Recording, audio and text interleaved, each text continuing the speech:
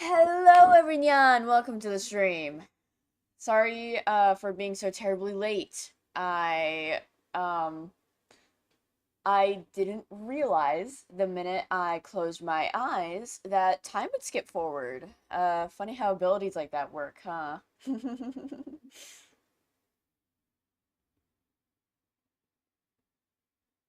Today, we are joined by the wonderful wizard Dion. He is currently calling in from his tower where he's currently in a little debacle getting haunted by some guests. Yeah, we've got a poltergeist and a mystical presence. So, Ooh, mystical presence. uh, rid of that herbal essence. You Oh boy, do I need some. gotta come to my tower, man. Maybe. So It's then I okay. can supply you. It's flour, but Luckily, I do have some herbal remedies over in the office where I'm at, of course. I see. My barista Fang always goes out to get me some. Nice. I know, right? Such a king, such a king. There's this soda, there's this mystical potion that I found. Mm. They call it Manzanita Soul. Not sponsored.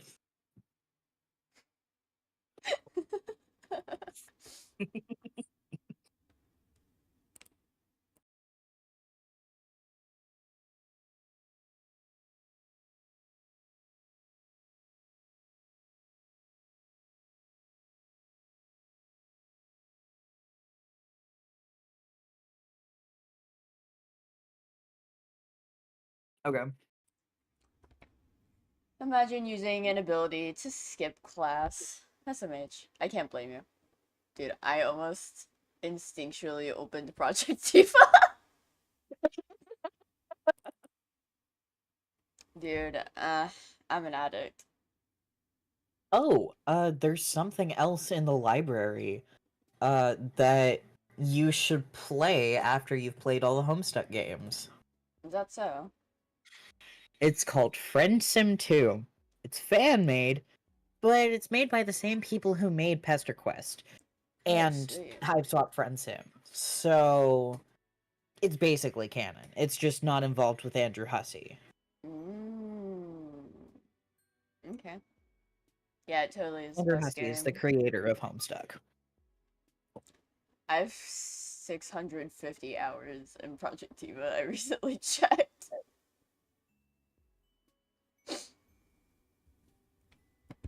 Gotta love that for me.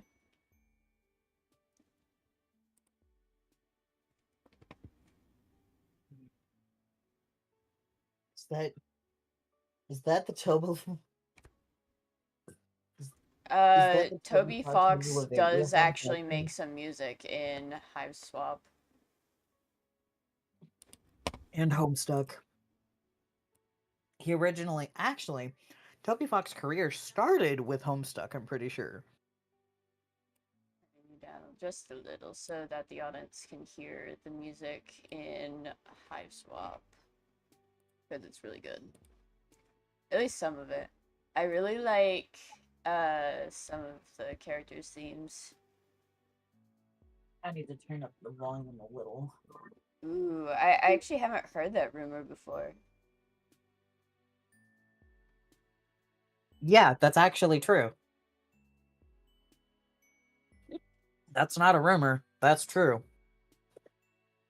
But I wouldn't have known that. No, I know. I'm just saying to Yeah. fell off for. Their name like that. Yes, fell off. Fell off Fell 4. off for. That's one of the users in the chat. One of the Anyway, users, the only user. awesome username. They just have good at taste, Awesome especially username. since they're watching me. Love having an opinion as your username. I gotta shout out, my bad. Yeah, for real, for real. Alright, I'm Don't forget sharing to my stream to me screen. too. Yes, I'm... Okay, hold on. Sharing screen to you first, then I'll do it for the shots. There we go. The chat's noir? No way. The chat is Adrian Agrest from hit show Miraculous Ladybug and Cat Noir. Or, I'm sorry, The Adventures of Miraculous Ladybug and Chat Noir.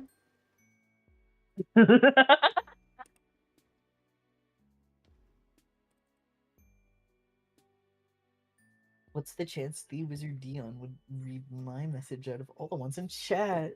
Oh, I reckon it's a 10% chance. Nah, it's like a 2% chance of me reading it. Ooh, getting lucky. Okay. Alright. Oh boy, there's a poltergeist in our presence. The Would you poltergeists like should be on their best some behavior, right? herbal remedy for ghost weed? It's an herbal remedy. Yeah.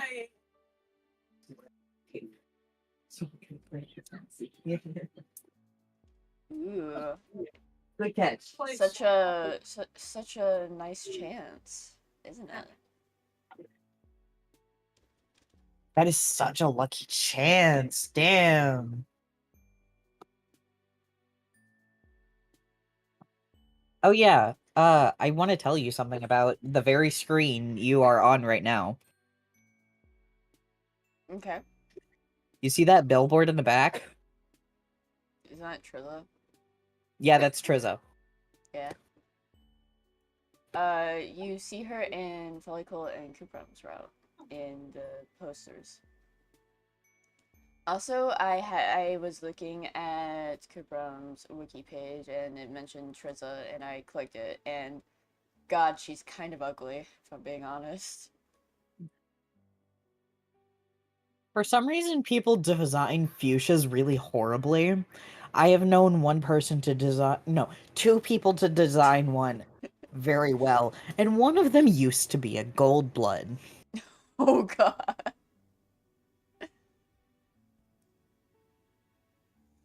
Okay, I've delayed. All Let right. us delay no further. So the plan is to do 3 volumes per stream. Uh, maybe even more if we get through them fast enough, I guess. Um, Some of them are pretty quick. yeah. Um, These two are my it also favorite. depends on how long you want to do your stream for. Yeah, I know. All right. I'm Volume hoping 1. I'm hoping that we get to a volume with a clown. It does not look like that. Dang it. I'll just have to be around for the next one. Summon all the Clowns clowns. show up to volume 9. Oh god. Yeah. Okay.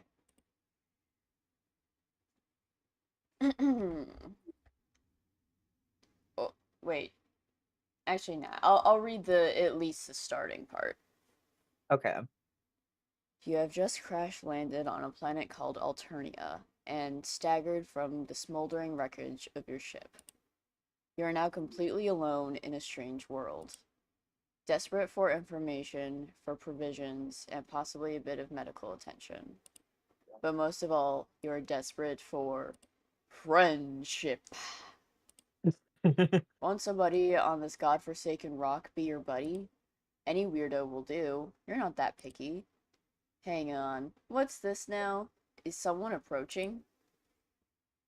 Hold on, let me grab a soda.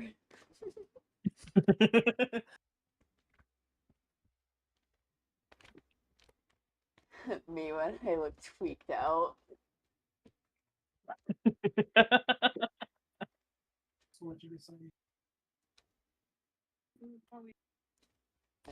I think that's all I needed to grab. Let me move my microphone closer.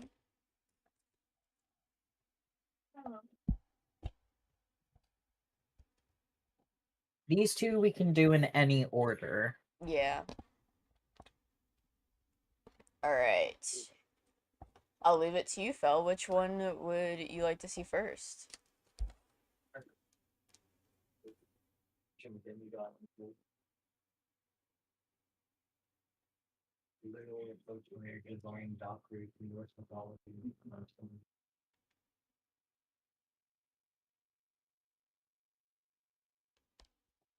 Oh, Do you think he's still here? Or yeah, they? they are. They said the blue one, our Dada. Ah, I see. Would you like to read the narrative while I read her? Um, I actually have a perfect Ardata voice. Okay. She's still like when I first saw her, she really looked like someone you would draw. Like her art style, I mean. Yeah, you know what, fair. Now you're fine with the delay. I understood. Yeah, mine just froze.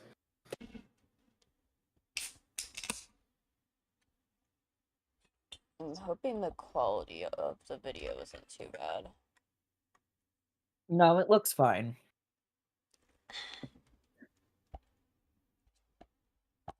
Yes, someone is I have an approaching. orb. Oh, sorry. Yes, someone is approaching. A strange gray-skinned alien clad in blue. Perhaps they will make a good friend? Dear God. I was not expecting you to get all close and personal. And just what you are. God damn it. Quiet down back there, ghosts.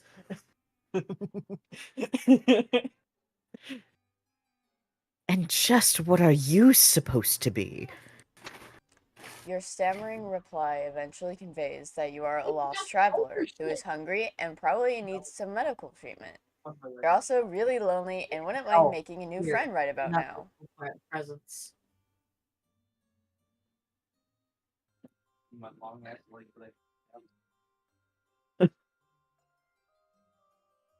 Oh. Oh my. Hmm. Oh hey, it's Trizza. And Trizza there.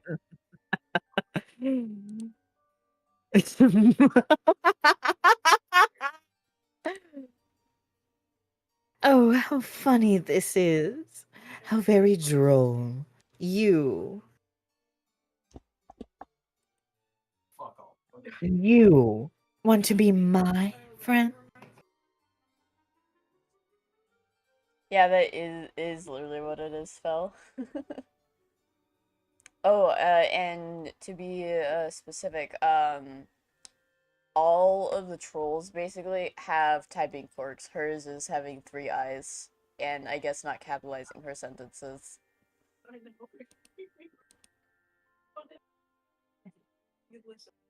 It's too much.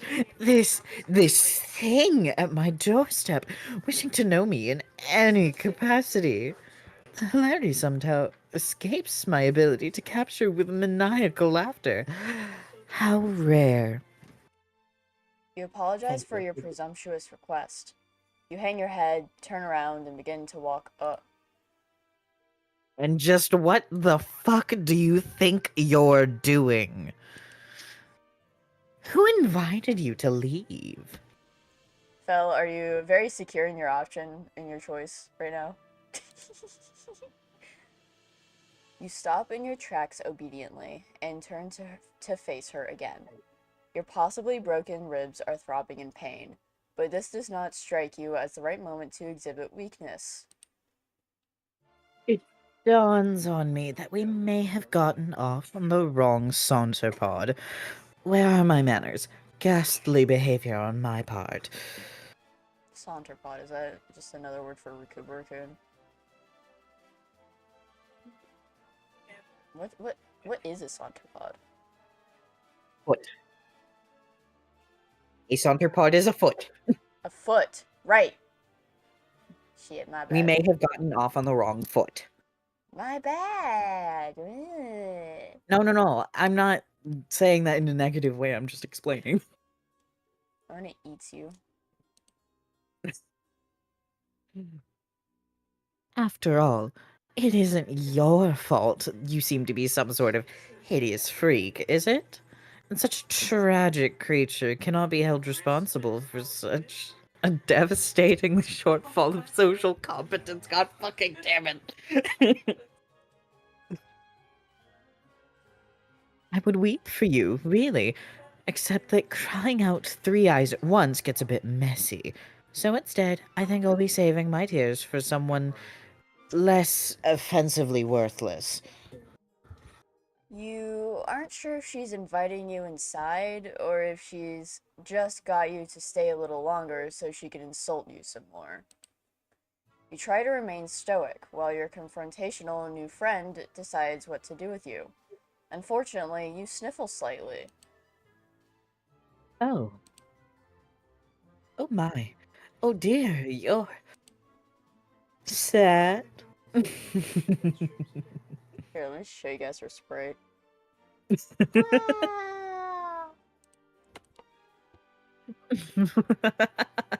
So amusing to me. Mildly endearing, even.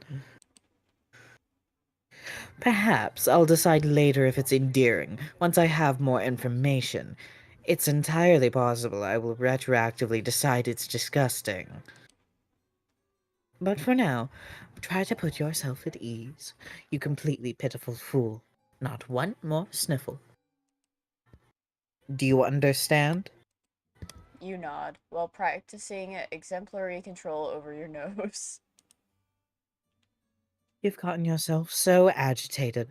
I wonder why. You have nothing to worry about from me. I feel like she's projecting. Of course I will be your friend. Conditionally, I mean. There is a chance the designation will be formalized if you behave in ways that I approve of, starting now. Let's call it a friendship in progress. Agreed? Your heart swells. This is what you've been waiting for. A new friend. Oh gosh. All you have to do now is try not to fuck anything up at all. Possibly for many hours. Come into my hive. This way, after me. You look like you could use nourishment. Chet, a hive is a home.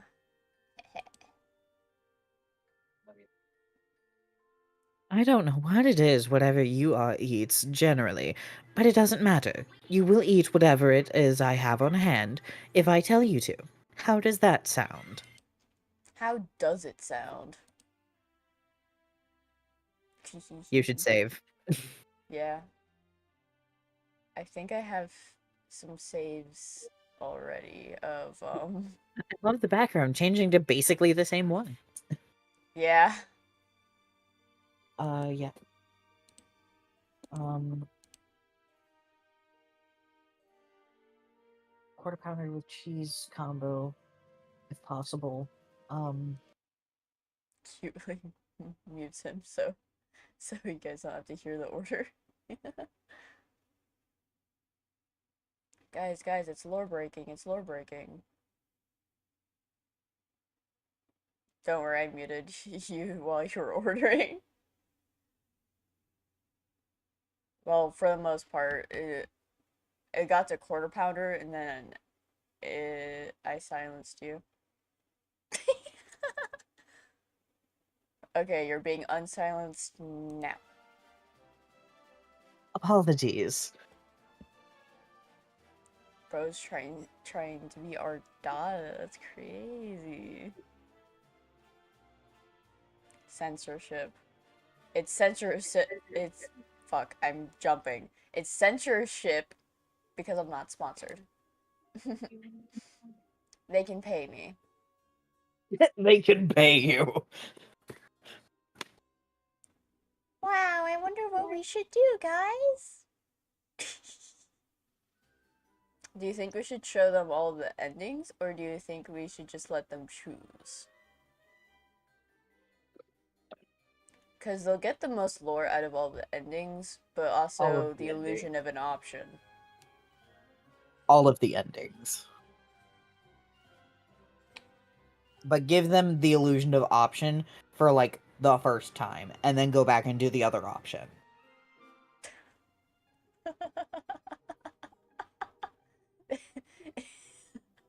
You're saying this as if they can't hear you almost. I'm giggling.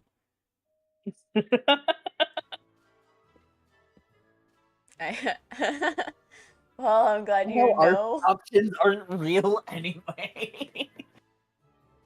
It's good to know. Earth really sucks at that. At having options, I mean. Alright, Yeah. Fel, you get to make your first choice, quote unquote.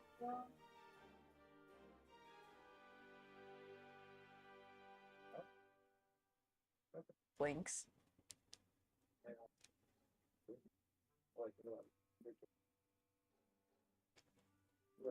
Man, I really wish I grabbed a sandwich from the cafe. The second one.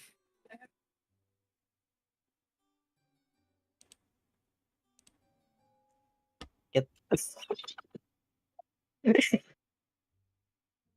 Wait, I didn't even get to voice it.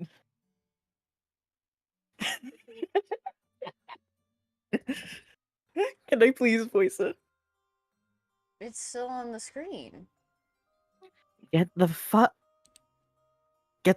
out of my face and never get the fuck out of my face and never come back.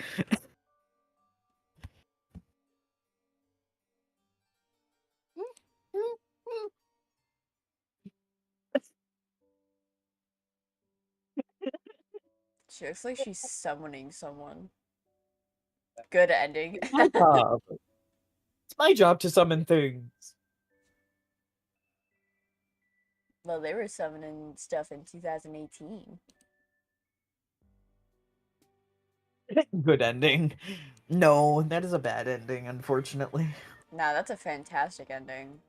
I don't know what he's talking about, Phil.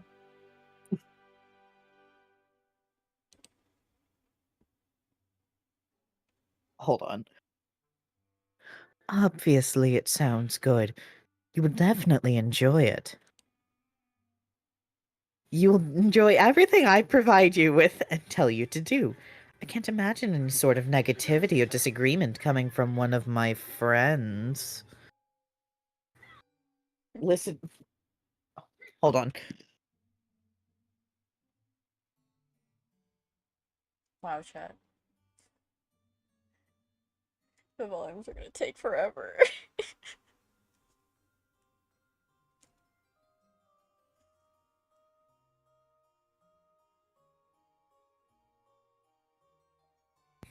Quote of the night. The mystical presence needs to shut the fuck up.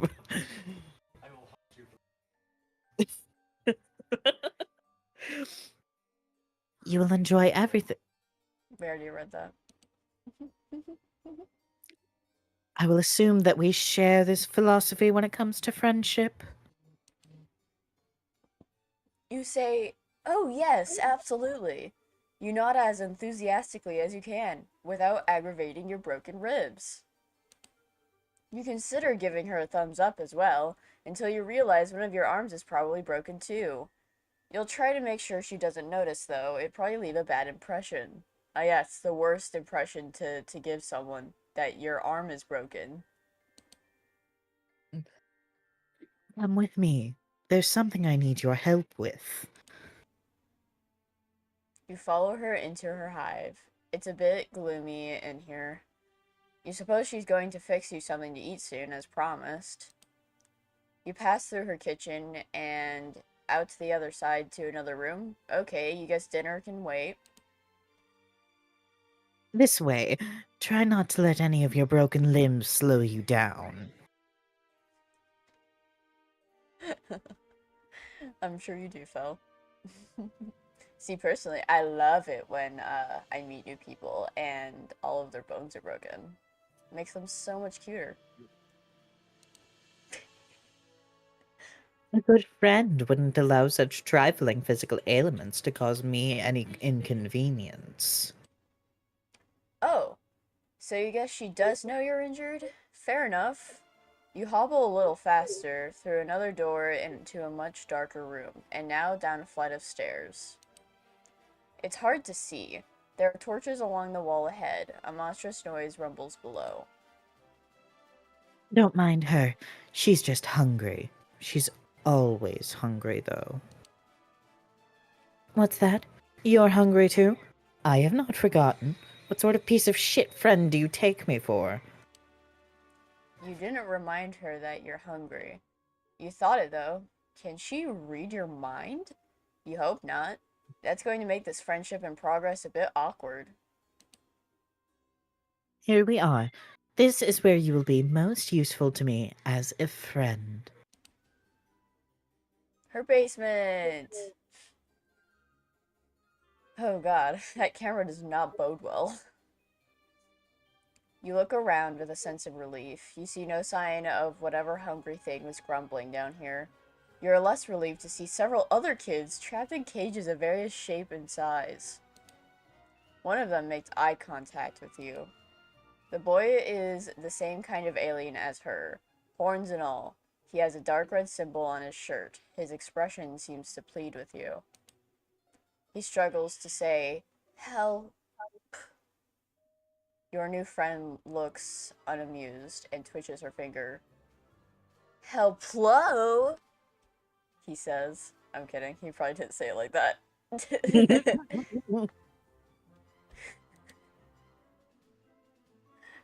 Oh, he might have. Helplo, by which I mean hello, of course. Looks like you're the new friend in progress chosen by the great and beautiful Ardata. She is my savior, my reason for being. I'm nothing without her. I'd hollow myself out and let her make a nest inside me if she'd permit it. You turn away from this boy. You don't want to hear anything he has to say ever again. Oh, I guess she does have some, like, mind control. Yes, she does. Don't mind him. He's always regarded himself as a comedian. She's very suspicious, I'd argue. Come, over here. This is what I need your help with if you're going to have any value to me as a friend. You're led to a dank corner of this, well, you're gonna call it like you see it, this dungeon. Your new friend has a dungeon full of sad, suffering children and presumably a monster lurking somewhere in here as well. It's not ideal. Then again, social beggars like you can't be choosers. I've been having an awful time with it. You can do it for me. It will save me time. You look at the thing in question. You doubt she's been having an awful time with it. You doubt. Hold on. You doubt this because it's still in its box, looking completely untouched since it was brought down here. Yeah, this is totally Undertale. It's a box containing a table? A table that looks ominously like it was designed to keep a person strapped to its surface. I will need you to assemble it. Here's a screwdriver, in case you need it. I will assume other required tools are contained within the box. You take the screwdriver with your non-broken arm. This isn't exactly what you had in mind. Probably from the picture, I'd assume, on the box. You don't know what you had in mind, really. A warm meal and friendly banter, perhaps a sling for your arm and a remedial balm for your ribs. Still, you open the box without protest. Hold on. Before you start, this will make for excellent content. My fans would appreciate this. No, there's the table. You know, it doesn't have any shackles on it. It's very lacking in shackles. That's because the artists were lazy. I mean, shit, I am too. You saw the thumbnail. She sets up a video recording device on a tripod and points it at you. A video feed comes to life on several monitors just behind you. You see in one corner of a screen an unflattering angle of your torso hunched over the furniture box. It really does just look like a table. Other rectangles contain shots of the other kids in cages around the room. You suppose cameras are pointing at them too. You had no idea this friendship came with the perk of instant stardom. Now you may begin. Oh yeah, if you guys look at the background, this is her as a, I'm assuming that's Wiggler or Grub? Grub. Grub, yeah. Her as a baby with her parent. Or Lucis. Yay. Yeah. I was using parent because it was a more it was a term that would have been easily understood. But they are called Fair. Elusus, to be fair to the chat. I appreciate the glazing for the thumbnail, but I sincerely doubt it. She's suddenly sitting in a comfortable looking chair facing you and holding a chalice, swishing around some vicious liquid it contains. Discus. Shut up. She's vicious. She gets vicious liquid now. You have, you have all the parts spread out on the floor, organized according to their labels in the instructions. You try to remember the last time you assembled something like this. You don't recall enjoying it, to be perfectly honest. This doesn't look like it'll be fun at all. She frowns conspicuously. Yeah, the FNAF Barbie thumbnail was perfect. So essentially we are being told to assemble IKEA furniture. This box Yeah. is thick as fuck. Oh my god. Look how thick the flaps are. It's supposed to be roughly human-sized, so... Oh Jesus. Oh, how sad for you. I'm sorry. Is this activity not to your liking? You reassure her vigorously that no, it actually looks amazing. You love shit like this. It's what you were born for, you say, as you swoosh the screwdriver around, demonstrating your plainly evident skill with the tool. Forget the thing you just thought. Completely arbitrary and wrong thoughts pop into your head all the time. It meant nothing, you swear. Yes, I hear that a lot. Continue. Uh, so, a quick little explanation. She's a cerulean blood, right? Am I not getting that wrong? Is she What? cerulean? I was about to school them on what a cerulean blood is. She is, in fact, a cerulean, right? Yes, she is. Okay. So, cerulean bloods are typically kind of bug-like, and they always have more than two eyes. Um, and stereotypically, they're, like, really cruel. As you can see with our Dada. But she's, like, you're getting in the upper class territory, right? Least middle. Yeah. These are, like, upper middle class. Yeah, that's what I was thinking. Like, not quite aristocrats, but they're aristocrats. They're like a... Not They're quite a they're like duke, diet but aristocrat, aren't they? yeah. Alright. You open the little bag full of screws. Jesus, there are like 50 screws to this thing. Where could most of these screws possibly even go? Judging from the picture, the table really doesn't seem that complicated. I mean, you're right, it doesn't.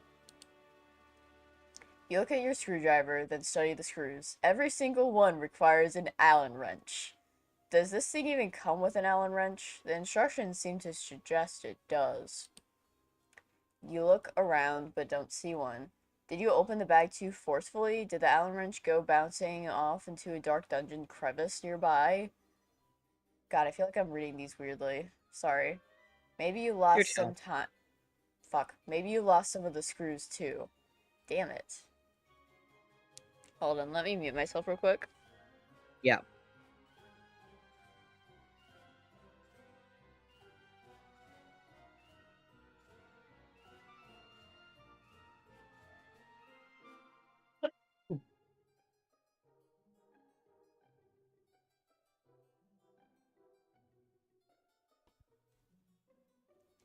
I appreciate it, Phil. Trust me. You begin to sweat and look around nervously. You check underneath one of the parts. No, it's not under there. You grip the screwdriver a little tighter. You wonder what to do next. Let me just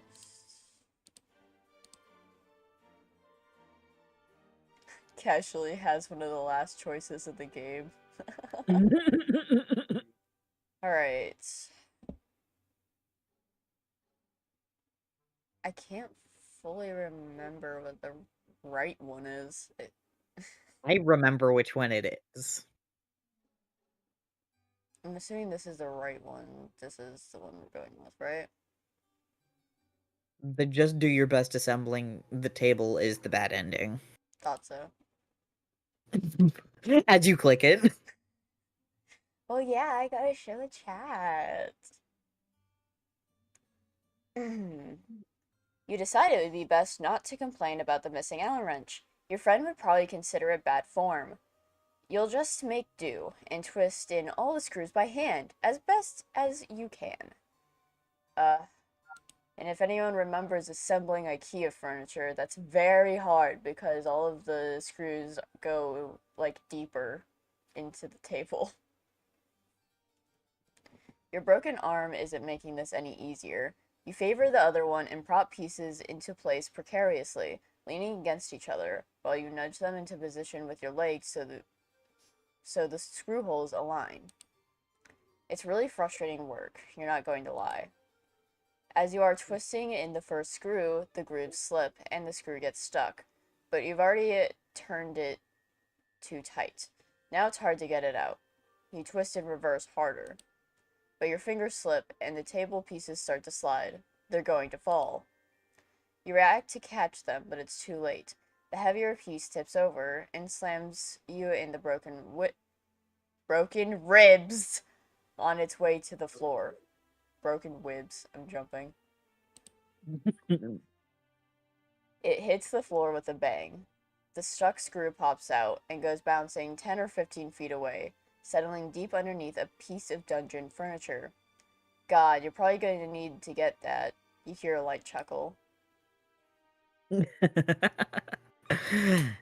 Good.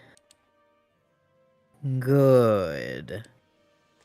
She takes another sip from her chalice and settles even more comfortably into her chair. Is she enjoying this? You think she's enjoying watching you struggle to put this stupid thing together. Maybe a little too much. Yeah, they're usually sadistic, I guess. Nevertheless, you continue. A friend is a friend, and you don't like to let your friends down. You committed yourself to this project. You will get the screw out from under there a bit later, maybe when you need the final screw. You turn your attention back to the table pieces and try a different strategy. Yes, you could say the screws fell off. Yep. The screws fell off for. Fell off for the player. Yep. The screws are actually taking us out to dinner later. Okay. You place the biggest part, the table platform, flat on the floor. The legs would be pointing upward if they were attached. You position one leg in the right spot, in alignment with the holes, sit on the table platform, and steady the leg with your feet. You grab another screw and concentrate.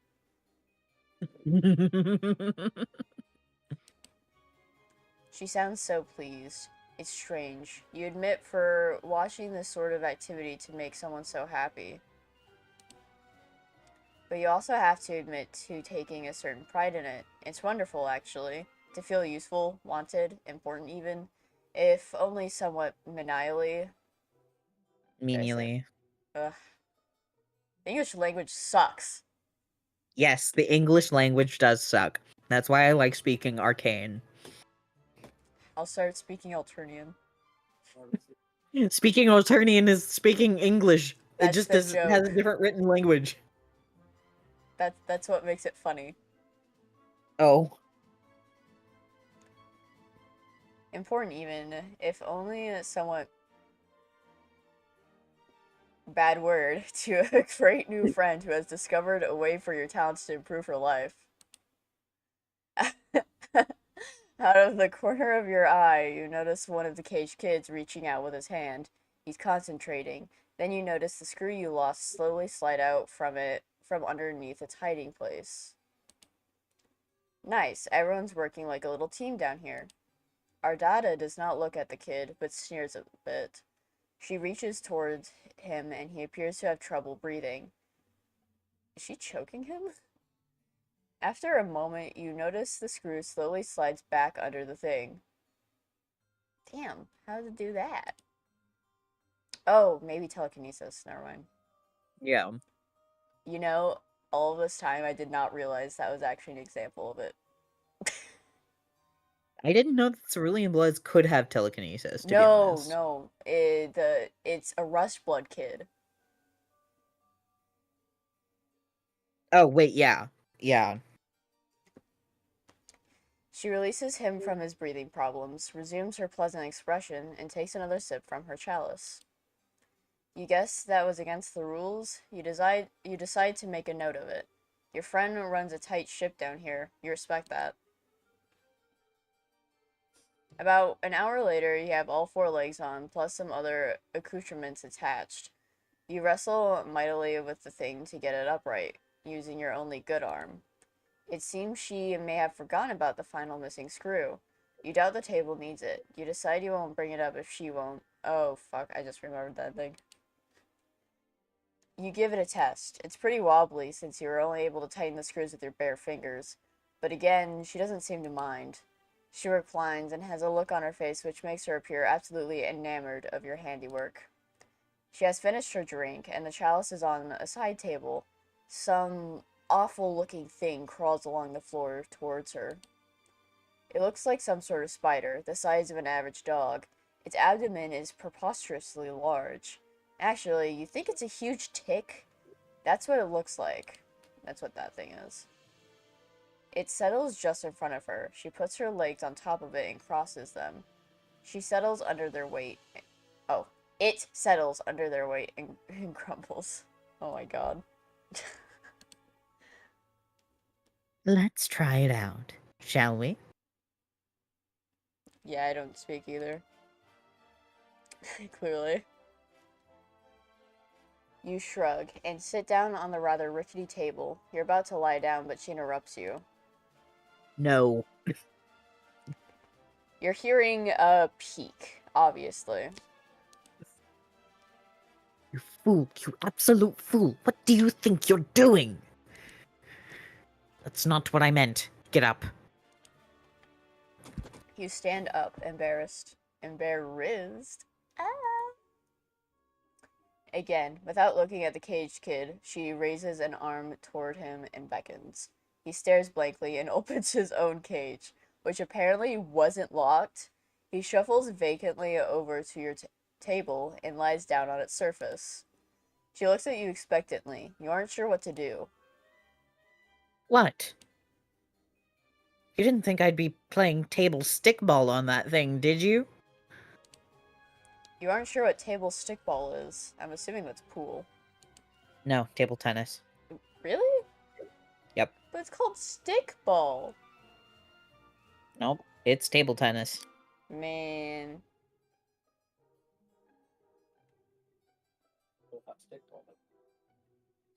Oh, you really are pretty simple, aren't you? It's like a miniature version of arena stickball played on a table. Got it? How did you figure out it was that? I knew it because I've played it before. Did Also, they ever table tennis, explain table it? stickball. No. How would you know then? Context clues. Ah. You don't, but you nod.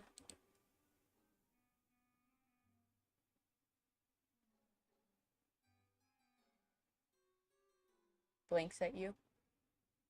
Now, go to it.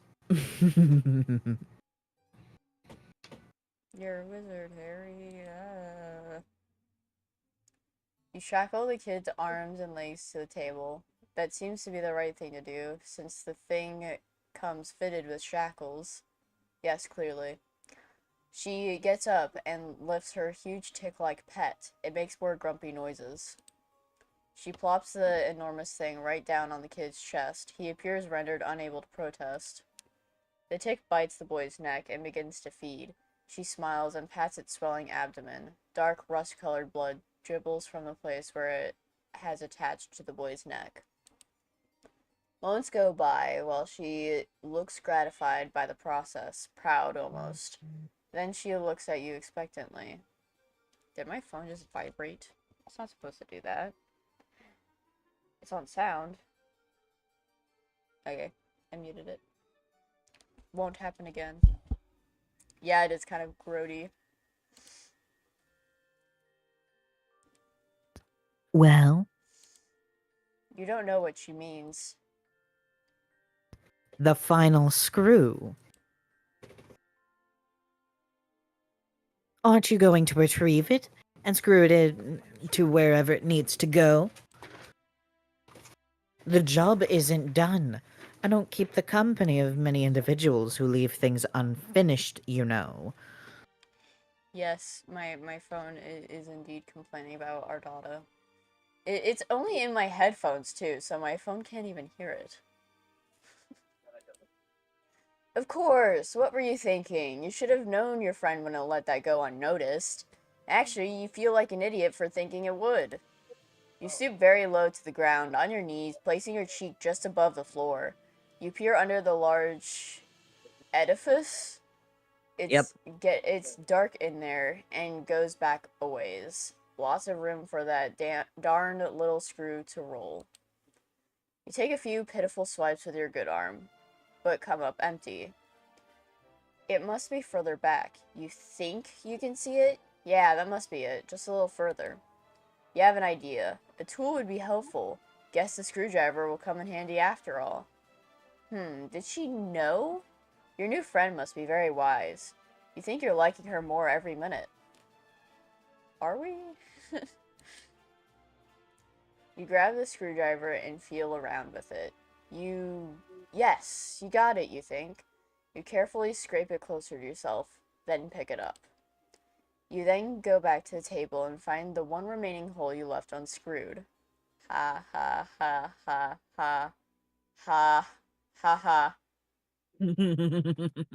ha. I know my laughter is simply infectious. You slide under the table as a mechanic would with a car. There it is. The table is creaking and wobbling quite a bit now. The tick is really getting into its dinner, it seems. All the loose screws in the table have added up to a lot of give and leeway in the overall stability of the furnishing. Maybe the final screw will help. Our data has returned to the setup with the monitors. She's adjusting some settings on the feed, controlling the zoom of the cameras, and typing some remarks into a chat window.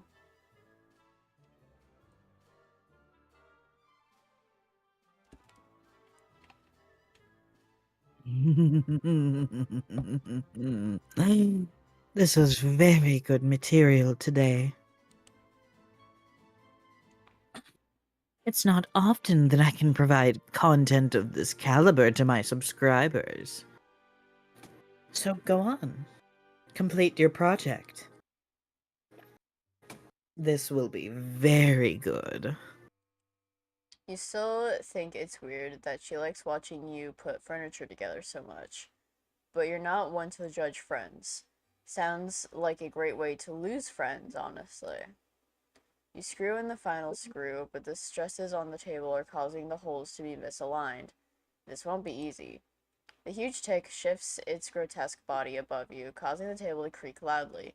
You nervously slide halfway out from under the table to check it out. Then a loud pop, then the sound of scraping metal. 6 or 7 screws shoot out of the desk like rivets in a sinking submarine. What a piece of shit this thing is. You think a little too late. You really needed that Allen wrench. All 4 legs splay dramatically out from underneath it at once, like a baby deer on ice. The table platform comes crushing down on your lower torso, breaking your pelvis. You bellow in pain and flail to pull yourself out. Dude, I feel like I'm reading out in what the humans would call 2nd grade. This is embarrassing. Ooh. You forget that you're still holding the screwdriver. In your desperate flailing, you plunge the screwdriver into the fat abdomen of the tick, which begins gushing rust blood with great force, spraying your entire upper body and face. The beast starts thrashing wildly and screaming. You can't see your new friend due to the blood in your eyes, but you can't imagine she's thrilled about what's going on here. Your annihilated pelvis is in perfect agony. You have to get your miserable torso out from under the shitty table. You have an idea. With your broken arm, you start slapping the big ass of the screaming tick while yelling, "Yeehaw!" You clutch the screwdriver handle with your other hand hard. The blood-gushing monster starts kicking and rearing, then blasts off across the dungeon floor like a pig at a rodeo.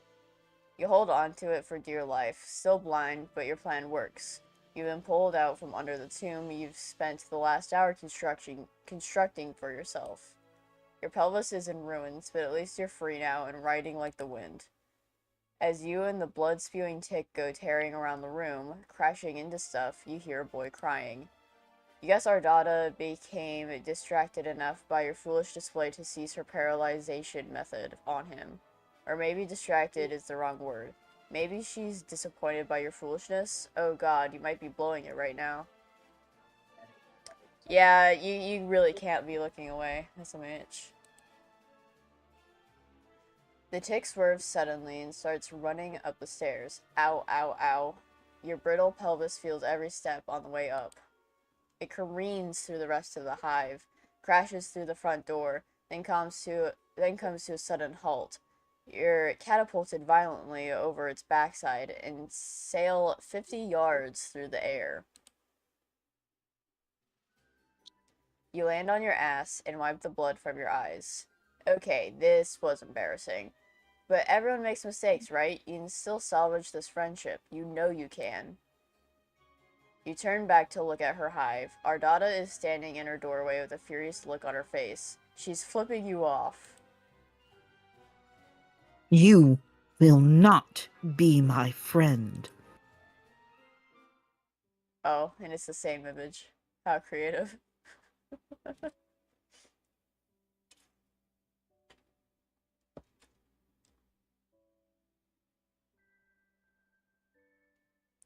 I looked at my notifications and I see the word vor. What the flip?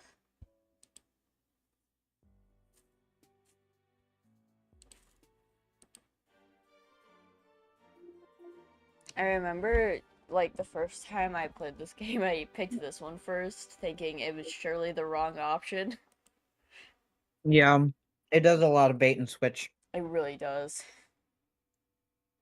First, you clear your head and try to think innocent thoughts. Fluffy clouds in the sky, ironing some clothes, a winning touchdown pass from the sports. Ardada's long black hair spilling over her cloak. Wait, these are not innocent thoughts. Shut it down, shut it down. There's no time for thinking. You have to act. You hurl the screwdriver at her and run. She calmly lifts a hand toward one of the kids in the cages. The kid tenses up and lifts a hand in the direction of the screwdriver. The screwdriver freezes mid-air, right in front of Ardada's head. Yeah, that is an example of telekinesis. What was I thinking? You run up the stairs. She twitches a finger. The cage kid does a full body spasm, and the screwdriver goes sailing toward you. It stabs deep into your leg, and you buckle over, tumbling backward down the stairs. You're a crumpled heap at the bottom of the stairs, bleeding, and you think your arm is broken in 2 places now.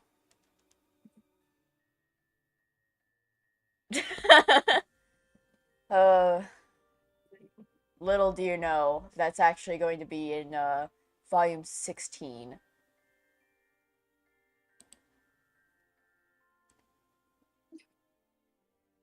That didn't seem very friendly to me. Luckily for you, I'm very determined to make relationships work. Even ones with people who flee simple furniture assembly projects. She stands over you. You attempt to pull the screwdriver out of your leg, but your entire body locks up. Blue lock? Oh, excuse me. More like cerulean lock, if I'm being honest. You can't move. She holds an outstretched hand just above you.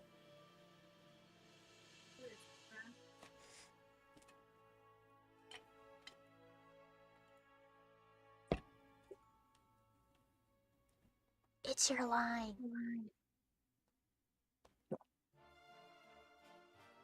Sorry.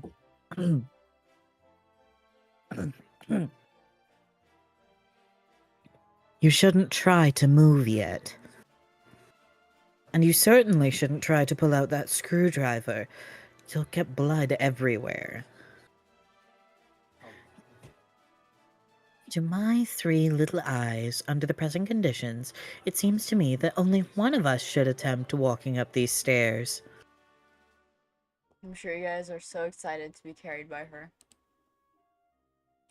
You feel relieved. Perhaps she has some alien means of levitating you up the stairs? Wait, no. Your body's tensing up again. It's moving without your permission. You get to your feet without taking the screwdriver out.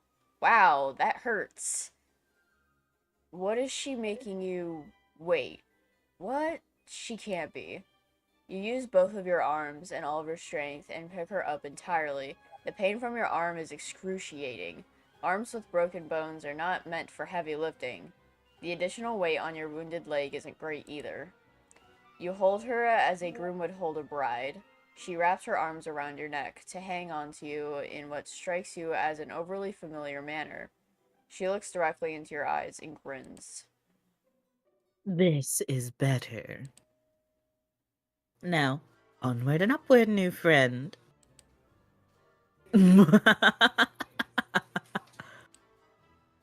Your legs begin to operate without your consent. They wobble and struggle under the weight. The wound throbs. You lumber it back up the long flight of stairs, carrying her all the way.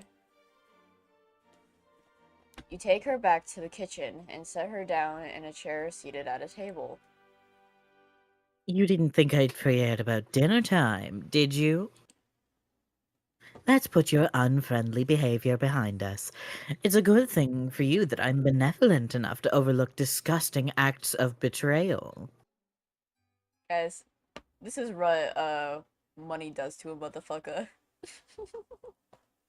If I was rich, I guess I could probably end up this bad too. I'm joshing. There's no concept of money in the multi-dimensional bookstore. You may have noticed I keep several friends in my hive who I have similarly forgiven. Consider their transgression blood beneath the abattoir. You exhale. Now that she mentions it, yes, you are hungry. Maybe a warm meal will lift your spirits and get this heretofore. Did I say that right? Yes. Turbulent friendship back on track. I don't think I even read that when I was doing my first playthrough. Maybe you'll even get the chance to pull the screwdriver out of your leg. You pull out a chair and attempt to sit down, but your legs lock up, and then you stand again. Apparently, this was not the right thing to do. Oh, but why are you sitting? There's cooking to be done. You stagger mechanically over to the fridge and open it. You pull out a large hock of some sort of alien mystery meat, then put it on the counter. With your broken arm, you reach in anguish for a big dangling meat cleaver. You chop the hock, wincing with each swing of the cleaver. You place the sliced meat in a frying pan, sear it lightly, and serve it on a plate very rare, just the way your new friend likes it. You didn't know that you didn't know that's the way she likes it, but you surmise this is what she prefers in a piece of meat, since technically she's the one doing the cooking. You put it on the table in front of her, along with a fork and knife beside it. Your muscles relax as you apparently are allowed to control your own body again. She does nothing except for look at you with a pleased expression. You eye the meat in front of her, then the meat on the counter, and the chair on the other side of the table. What should you do? Prepare a plate for yourself? Is that what she wants you to do? Well, it looks like you're confused. Isn't it obvious what you should do next, under your own volition? A good friend would know what to do. In fact, I don't think a good friend would take nearly as long to decide what the right thing to do is. It actually seems to me that a very rude friend would hesitate for as long as you are hesitating. Or perhaps someone who is not a friend at all. You begin to sweat again. You clearly don't have much time to make up your mind. If you wait for even a few seconds longer, you'll probably be guilty of being a bad friend. Maybe even a dreadful one. That's not the type of person you like to think you are. What will you do? Feed her. This feels like the only obvious thing to do. She's looking up at you quite expectantly. You reach for the fork with your good arm. You go for the knife with your other. Ow. You can't do it. The arm is much less serviceable when the muscles are not being forced via psychic override to disregard the pain response. Nevertheless, she looks at you patiently and smiles. That's nice of her, you think, not to be mad about it. You feel like you're growing closer to your new friend by the minute.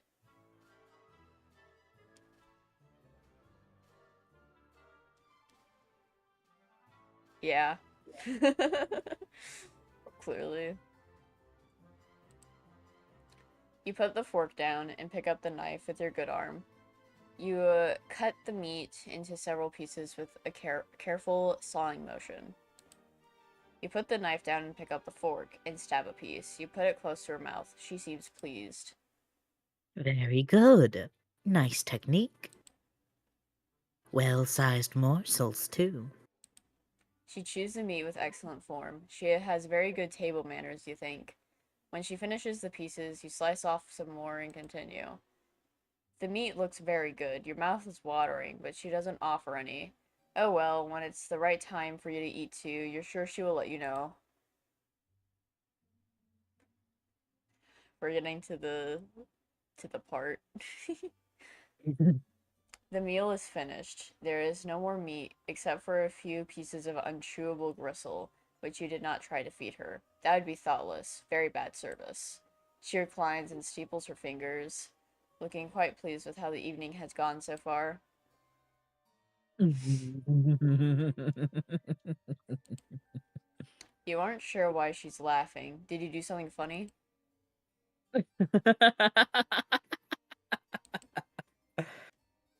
Oh my. What a fool. You point at yourself, wondering if she's referring to you. You don't know what you've done that was foolish, if so. You're also still not sure what she finds so amusing. She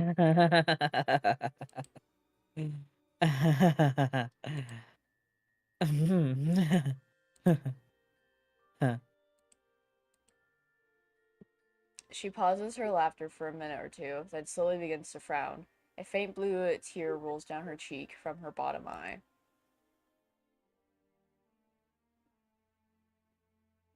There we go.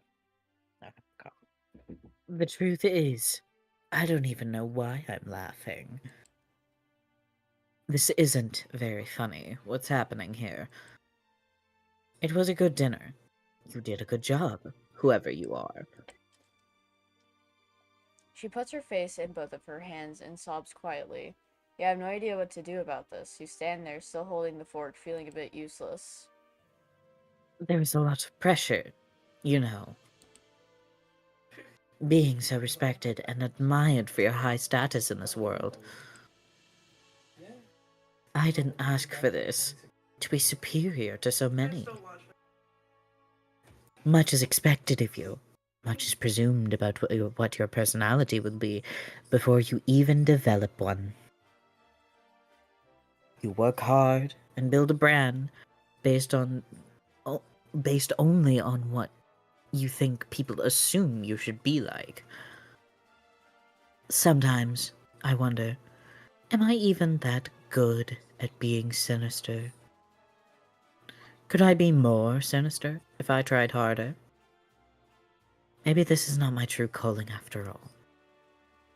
You begin to offer words of sympathy.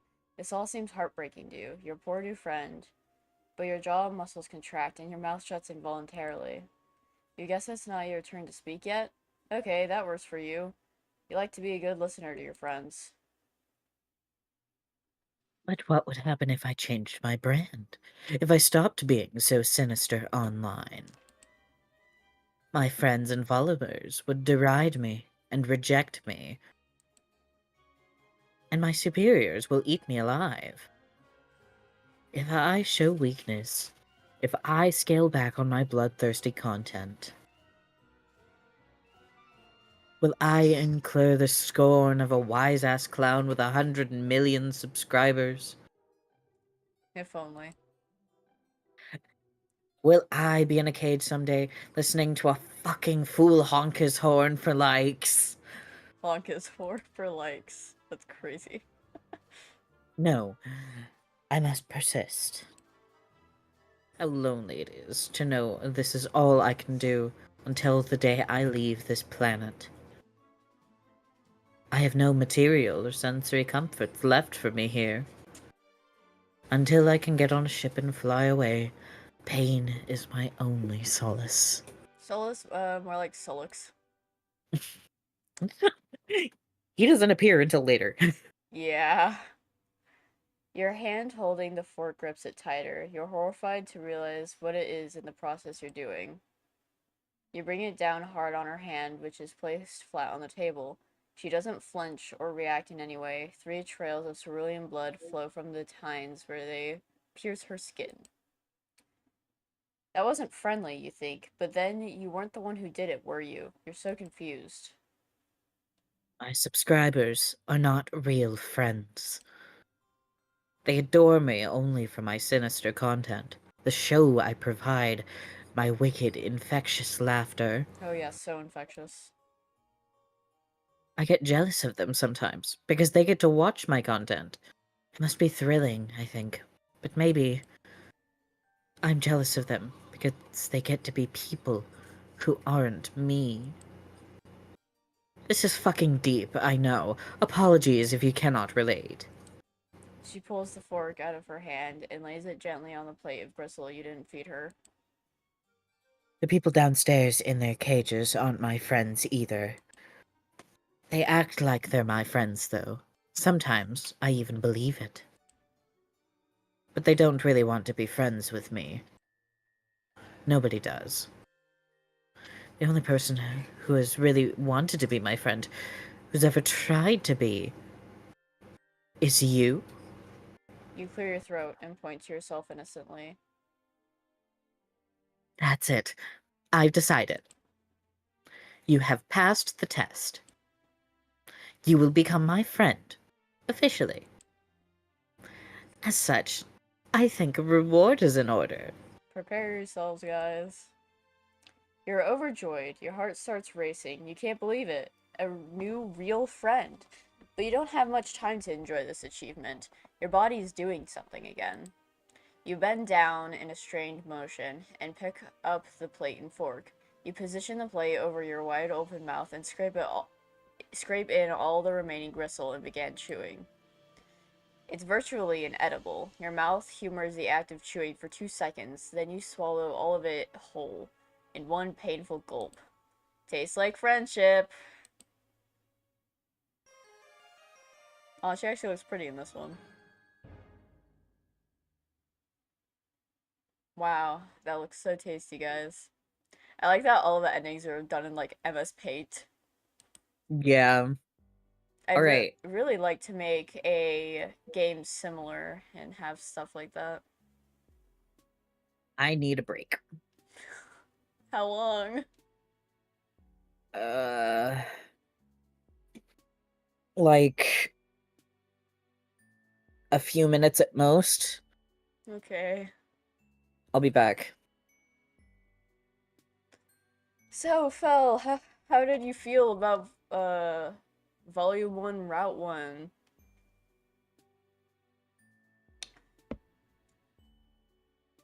Yeah, that's what I was thinking too. At least, possibly, anyway.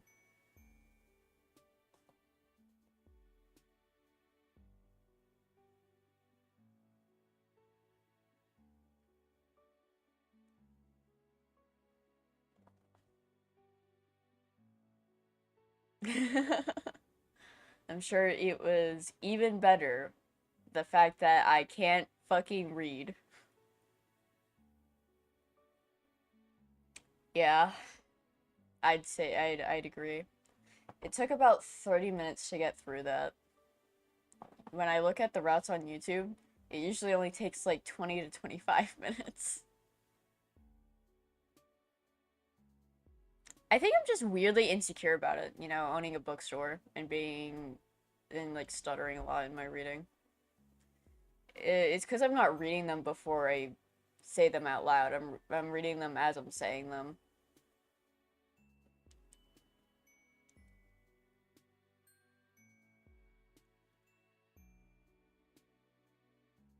We might only be able to get through 2 volumes per stream. Ugh. I probably just noticed it harder because I'm the one speaking. And, you know, stuttering has kind of been uh shamed in the past. I do appreciate the comfort though. While they're on break, might I direct your attention to the miniature Kaido?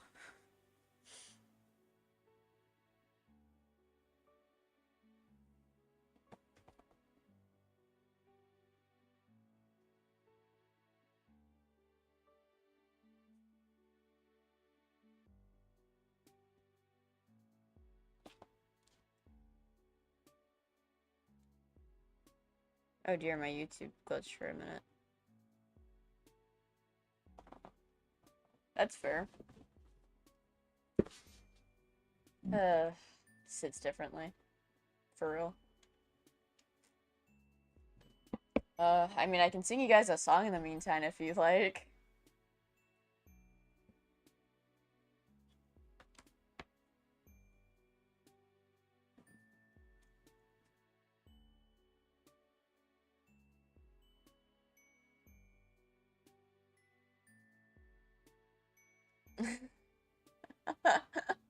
Yeah, sure, I can do that. I'll have it. I'll have the part of me reading out the morsel bit, uh, and it'll just slowly be zooming in on Kaido. Yeah, I was planning on still having subtitles. Maybe that'll actually promote my stream for once. As long as I add funny sound effects. I literally have a folder on my computer with a bunch of sound effects for like memes and stuff. I even have some of the old ones, like the MLG shooting sound. All right, sure, I can do that. Let me pull out the Spotify for this.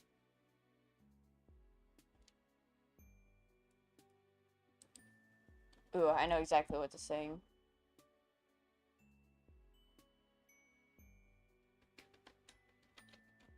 I return.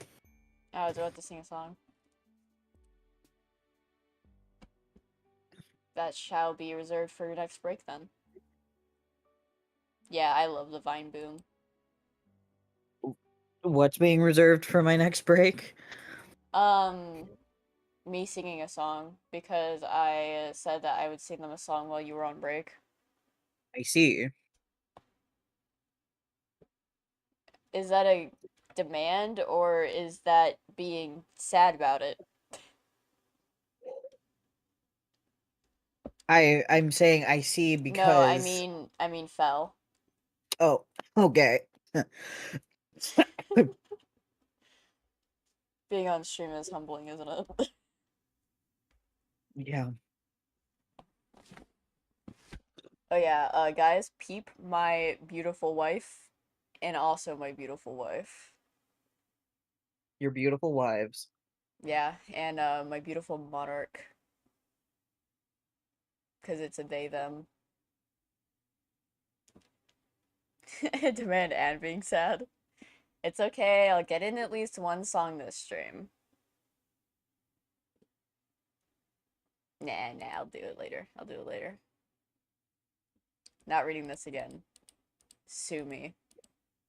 Can I voice the silly guy? Yeah, you can voice the silly. I'll do the voice of the reader. Yay. Yes, someone is approaching, a strange gray-skinned alien with a cozy-looking vest. Perhaps they will make for a good friend? What's up? Oof. Hang on, sorry. I didn't get a good look at you before I started talking. I guess you're really weird looking. Kind of uncomfortable about this. Your stammering reply eventually conveys that you are a lost traveler who is hungry and probably in need of some medical treatment. You're also really lonely and wouldn't mind making a new friend right about now. Hungry, huh? I see what your game is. You aren't quite sure what he's talking about. Then your eyes drift towards the obvious target, that exquisite hot dog he's holding. It looks really, really good. Your mouth starts watering noticeably. So chat, this is called a grub dog. And judging by how earlier we called baby Ardata a grub, I'm sure you can assume what's in there. Oh no. I knew it. You're just like all the rest. Your agenda is to have me relinquish my delicacy. Well, forget it. I've been tricked out of 2 other oblong meat products this week already. I know you probably think I'm an easy mark due to my blood color, but I still have some dignity at least. You don't know anything about his blood color or why that would matter in this conversation about his hot dog. You're hungry, sure, but you didn't mean to cast a threatening gaze at his meal. Hold on.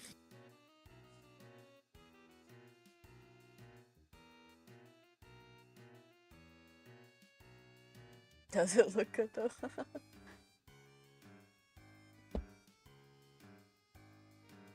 Oh dude, that's so weird. I can't see the full chat on my on the live chat.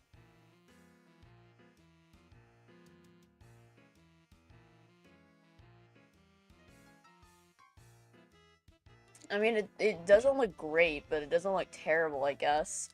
I kind of like my stuff not looking radioactive, but I have a dear close associate Latte-chan, who fancies her food radioactive.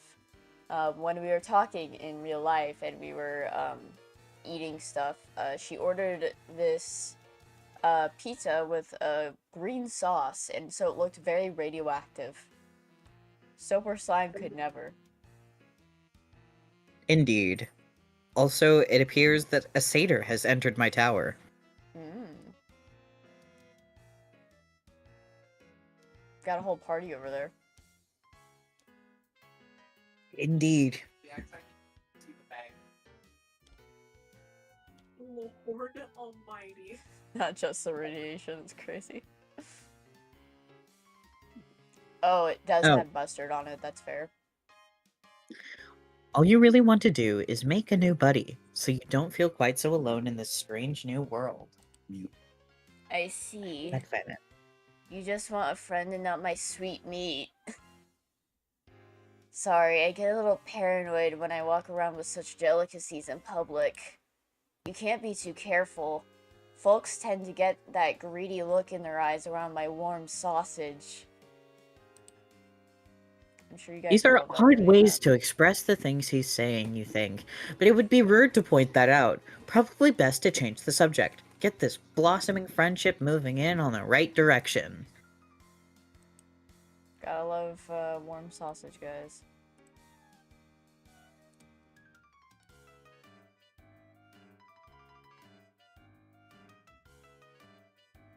Forgot what the wrong one is. I'm thinking this one. Take a guess. Well, now I'm insecure. Don't do that to me.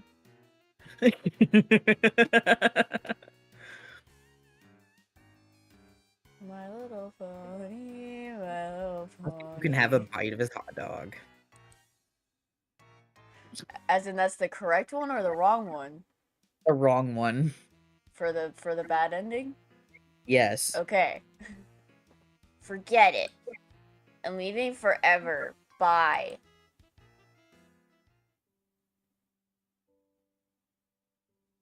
Disrespectful. Real. I wonder if there's a specific doctor over here. Makes niche reference. Actually, I don't know if that's that niche. My phone apparently thinks it's niche. Your phone thinks it's niche. My virtual assistant decided to pipe in. Oh. Are you trying to learn Renpy? Yes. Fel just mentioned it in the chat. Yeah, or I used to, I mean. My place was bombed by drones a while ago. Now I don't have a hive, but I'm making it work here. Work out here. Foraging for tasty things when I can. I've gotten pretty good at it. Talking people into giving me meat products, I mean. It looks like it's on celery. It kind of does.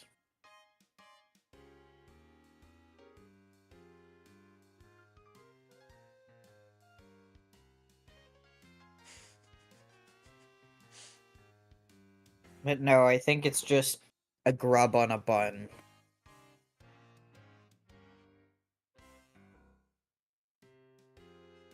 It's your turn. To read the theme. Oh, right. You quickly feel a sense of pity for your new friend. You thought you had it rough, crash landing here, hungry and friendless, and come to think of it, feels like your arm is broken? Your ribs too, but enough self-pity. This is about making a great friend. You ask your friend if there's anything you can do to improve his life. Oh wait. Are we friends now? Like, is that official? Man, I don't know. Why don't we slow it down a bit, see how things go? Not saying it's out of the question. I just think I should take some time to see if you're actually friendship material. Someone I trust, you know? Not just another looky-loo gunning for my delicacy. Oh damn, you got out over your skis again. Of course he's right. This is totally reasonable. You feel sure you can do whatever it takes to win him over. You make a mental note to avoid or looking at or mentioning his hot dog, since it seems to be such a sensitive subject. You do everything in your power to avert your gaze from the hot dog. You are aggressively not looking at it. In fact, don't think hot dog thoughts. Don't think hot dog thoughts. It's working. You aren't thinking about hot dogs at all. It's like he isn't even holding one, and no one even brought up the fact that hot dogs exist. He seems to notice, on some primal level, your current non-hot dog mindset. He smiles. You pay closer attention to the boy's face. It's a nice smile he has, actually. Very kind, disarming. A few freckles here and there, a mop of messy hair draping over his eyes.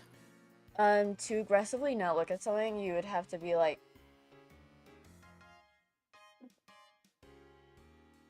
just wide-eye staring in the other direction or something.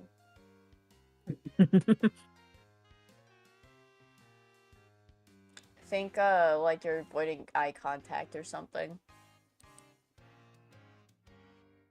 What a nice friend this would be to have if you think he's kind of adorable, really, if you disregard the prickly attitude about his hot dog. I can't lie, now I'm craving a corn dog. Okay, wait a minute. You don't want to start thinking thoughts that are too friendly. You should dial this down a little. Stick to the basics. You just want a cool new friend, nothing more. You should try to spark up some non-meat related conversation soon, before things get awkward. You wonder about it? You cut out. And you wonder about his house. It got bombed? Yeah, you know, routine drone passed through my hood. A little bombing, a little culling. That's how it goes around here. I was a lucky one. My Lucis, not so much. He's a goner. You don't know what Eleusis is, but you can deduce it was someone important to him who probably died in the bombing. Rather than overwhelm him with annoying questions about his culture, you decide the right play is to show some sympathy. Thanks. I miss him. Sometimes I think I enjoy savory bun delights as a way of covering up the pain. They're so good though, it's hard to stop. Also, I favored the juicy meats before he died anyway. It's something we did together. How did we start talking about my hot dog once more? Let's drop it. Please, dude, don't bring it up again. Oh, you didn't bring it up, but you clearly don't want to correct him. The boy is clearly grieving. You see two faint red tears rolled down his cheeks from behind the messy bangs. Your heart can't take it. You have to console this homeless boy somehow. Then he'll definitely be your friend. But what to do?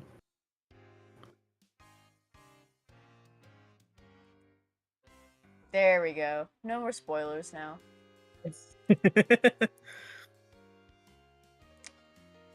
I actually don't remember which one it is. Oh god. Okay. You know what, fellow? You get an actual choice. What do you pick? I feel like I'm being quote-unquote kind in the way our data is.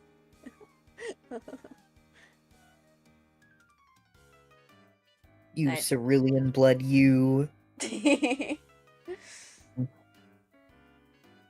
Now, wouldn't you be a fuchsia-blood? Yes, I am a fuchsia-blood. In the Homestuck universe. Yeah.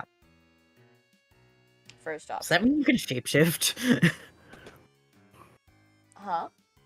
Does that mean you can shapeshift? Oh, absolutely. You don't own a multi-dimensional bookstore without being able to shapeshift. Damn, I gotta use runes for that shit. I mean, look at my children. They're always transforming. The one True, on my true. shoulder just wants to be a plush cat on my shoulder. I don't judge him for it. Blank could do whatever he wants. Alright. Friendly pat on Fair, the back. fair. Hope you guys enjoyed that lore. You keep it simple and pat him on the back a couple of times. Everything's going to be okay. Since you're his new friend, or at least working towards earning that status, he has a new ally to help him with whatever comes his way. He wipes his tears and appears to get himself back together. Your friendly gesture worked. You're right. I shouldn't let the past get me down. In a way, I'm free. I'm off the grid. They probably think I died. No need to worry about knocks on my door because I don't have a door anymore. Maybe I can live off the land for the rest of my life. Scrounging for sumptuous indulgences wherever I may find them. By rummaging through awful drums or smooth talking the right mark. Sounds like the life, honestly. I'll miss my Lucis, but I think he would be proud of me. If I can make it without him, if I can survive on my own, I know he would be proud. Maybe I don't even need to leave the planet. Maybe I can avoid taking the ordeals altogether. Can't test who you can't find. If I play my cards right, I can probably live to ripe old age on this planet without getting caught. Like hiding in alleyways and sewers, scraping together just enough succulent proteins to keep myself going. Honestly, I don't even need to get by that long, since I have a much shorter lifespan than most trolls. So I think I might just be able to make this work. You look confused at the last remark, but again, you don't want to be impolite. He holds up his hand as if to tell you not to bother. I can tell you're not from here, it's okay. Rustbloods don't live a long time. Blood classes higher than me live progressively longer the higher you go up. Sea dwellers live basically forever. It's kind of crazy and seems unfair, but that's how it is. I'd be jealous of them, but I think I'm not. I'm almost grateful I don't have very long to make it in this world. I don't know what I'd do if I had longer. I'm happy to settle into a nice short ride, keep a low profile, take in some good meat along the way. Nothing wrong with that life if you ask me.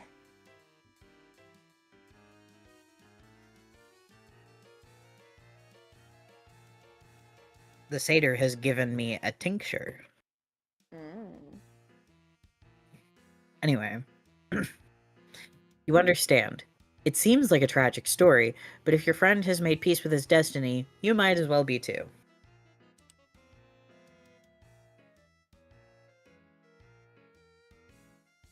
You offer a sympathetic shrug, and continue your impressive streak of consecutive seconds of not looking at his hot dog at all. He smiles again. He seems to be relaxing, gripping the dog a little less tightly. That's good. You know, you're good at listening.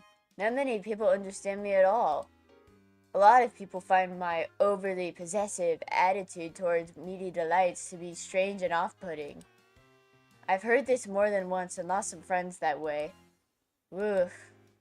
There are some past personal dramas I do not want to think about, let me tell you. But you're different. Maybe you put me at ease because it's obvious you're even lower than me. Damn. No offense, but you are. Drones would vaporize a hornless goof like you, no questions asked. Oh, sorry, didn't mean to scare you.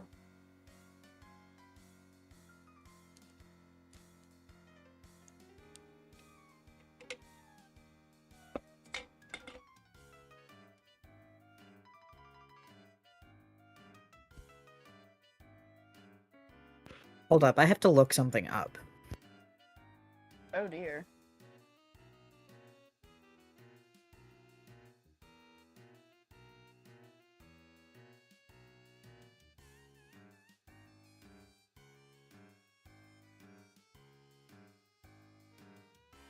So, how are you, chat? I'm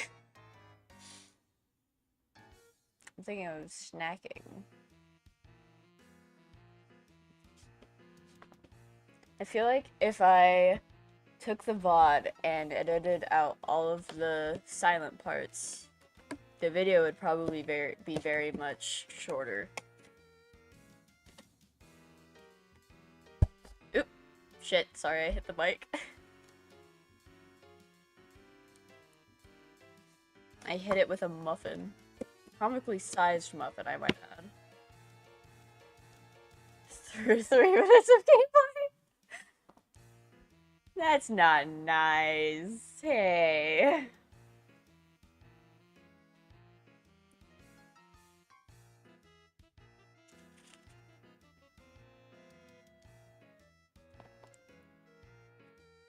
Yeah, it's a chocolate chip muffin.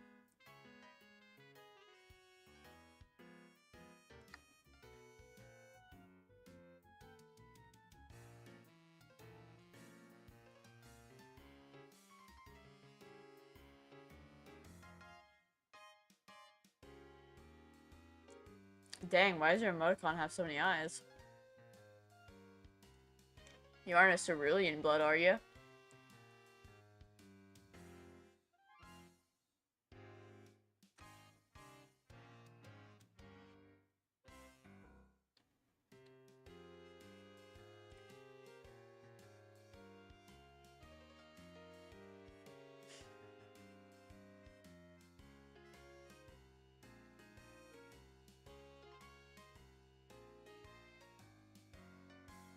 I like that my head moves whenever I chew.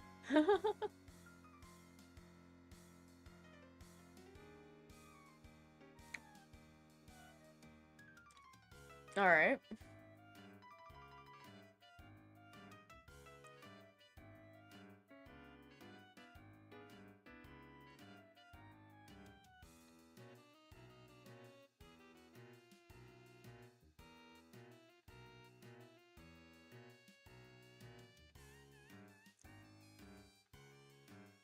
I mean, it could be, yeah.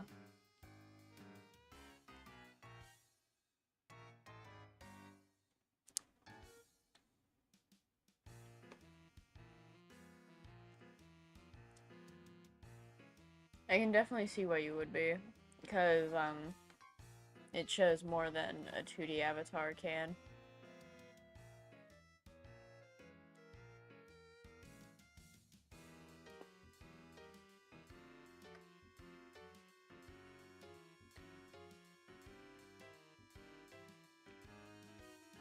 The satyr tried to poison me.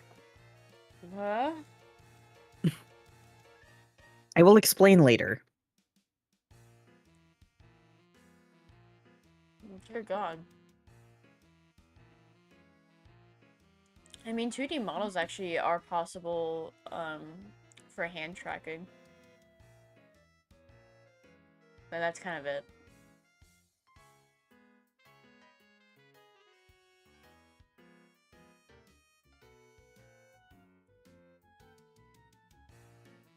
You laugh it off. You're not scared, you say. You've survived worse. You pat your broken ribs and wince. You clutch your sore ribs with your broken arm and wince even harder because of that. Yeah, it's really not that common. Oh man. Looks like that arm hurts, huh? Guess it's broken. Let's see what we can do about that. Here, hold this a sec.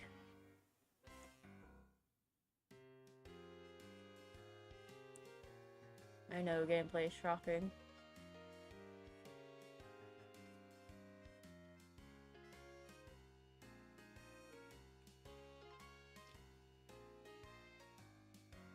I keep forgetting. He hands you his hot dog without hesitation. Oh wow. He wants you to hold it? This is such a remarkable gesture of trust. You're overwhelmed. You gingerly take the hot dog with your good arm, being very careful. You hold the hot dog from beneath with your fingertips, as if it's a priceless, delicate treasure. He takes off his vest and puts it on the ground. Then he takes off his shirt. You avert your eyes for a moment, then realize that it's silly. Nothing particularly indecent about this, you suppose. If he's comfortable, so are you. He then puts his vest back on, takes the hot dog back from you, and hands you the shirt. Here, make a sling out of it. That should help. He's right. It does help. Your broken arm is a lot more comfortable and secure. The shirt smells like meat, too. You can't tell if you think that's a bonus or if it's weird. You decide it's a bonus. This is your new friend. He loves meat, and so do you. It's your greatest common interest, in fact. Nice. You know, I think we make a pretty good team. I don't know if I'm ready to officially call you my friend yet, but I may be getting close. You're pushing all the right buttons, man. Just being someone who listens and understands. You have no idea how much that means to me. Oh god, I just remembered the ending. Oh no. I picked the wrong one, didn't I? You? Technically, Fel did. Yeah. Sorry, my bad. I'm used to playing this myself.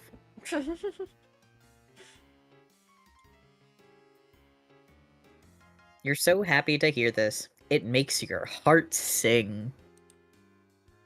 Well, if you're keeping totally real, some of these things he's saying are just a little strange. Like maybe this boy wasn't socialized properly by his Lucis, you guess? You think it might be his dad, but then again, you don't dare ask. Not when positive feelings are flowing like this. Why kill the mood? He gets a little closer and swoops a hand through his thick black bangs. I'm sorry, Fel.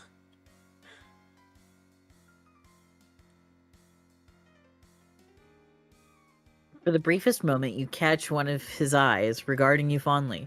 Your heart beats a little faster.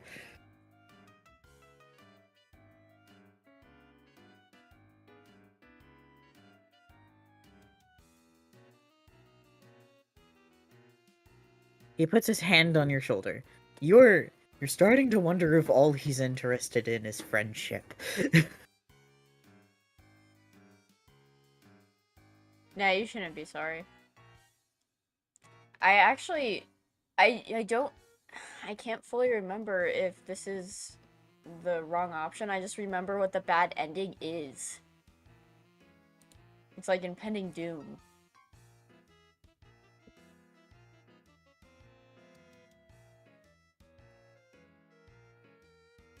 You hope that's all he wants. You don't think you're ready for anything more than that. You're desperate for friendship or really companionship of any sort, but that's moving pretty fast for you. You're too nervous to make your feelings clear on all this. If he goes any further, you're not sure you will have the will to protest? Listen, dude. This gorgeous meat product we both admire. I'm thinking, oh, yeah, it is wrong one. Oh god. Maybe we share it. I think that sounds good, actually. Oh my, yes, that sounds wonderful. You're so hungry, and you're beside yourself with gratitude the demon is willing to share with you something so precious to him. It really means a lot. I kept struggling when I was first playing because I wasn't sure if I was supposed to read Diamond or Demon. I read it as demon. Yeah. Here, I have an idea. He brings his face close to yours. He holds the hot dog up between your faces, with both ends of the dog pointing to his mouth and yours. You should be scared. You're not sure what he wants you to do? You can't find the breath to ask. It seems like he wants you to. Eat the hot dog with him, Lady in the Tramp style. Yes, I heard that, right? Yes, if pressed on it, you'd agree the act is uncomfortably erotic. But you'd have to admit it is a good way to share a food item, whilst ensuring it gets split about evenly. And you absolutely loathe the idea of letting your friend down. It's completely at odds with your values as a person. Oh god. It's invading my mind, because I know what's happening. You chomp down on your end of the hot dog as he does with his end simultaneously. Holy shit, that is so good. You take another bite, and he times his bite perfectly. He's eerily good at this game. It's throwing you off your chewing a bit, which makes you cough a little when you swallow. You don't feel like you can pause without... Wait, I think you skipped one. Mm-mm. But you don't... Staring at it, and then you saw. Oh, yeah, okay. But you don't feel like you can pause without breaking eating rhythm with him. Might be what a bad friend would do. You keep going, without really quite swallowing as you go. You get closer to his face, which is creating an imminent situation you aren't sure how you're going to handle. You haven't planned for it, and it's coming up fast. The hot dog backlog collecting in your throat is getting a bit too heavy, so you try to swallow, but you can't. You gag and cough up all the chewed hot dog matter explosively into his face. He recoils, absolutely stunned. His bangs are blown back, and he's staring you with wide eyes. Hot dog and bun bits are all over his face. He says nothing for a moment, then he puts his hand to his throat. Oh fuck, he's choking! He points to his mouth desperately. You need to do something. The Heimlich, of course. That's what you need to do. You need to save your friend's life. You get behind him and put your good arm around his belly and form a fist. You plunge the fist in under his ribs, trying to dislodge the masticated delicacy. It's no use. You can't get any leverage. You need your other arm. It really hurts, though. You'll have to make the sacrifice for your friend. Yes, a friend who may have just tried to trick you into kissing him with his silly hot dog stunt. You're not sure how you'll navigate that tricky subject once he's breathing again, but you'll deal with that later. Right now, you have a life to save. You pull your broken arm out of its sling and grab your other fist in front of his belly and squeeze. You try and try and try. His face is turning, well, not blue, deep red? Guess because his blood is rust-colored. Sure, that makes sense. You yank one more time, your broken arm throbbing in pain. A huge gob of chewed hot dog launches out of his mouth like a cannonball, and the explosion creates enough force in the other direction it causes you to actually lift him up into the air and accidentally suplex him into the mud behind you. You, in turn, go stumbling over him, and the two of you are soon locked in an inseparable pinwheel of interspecies downhill mayhem.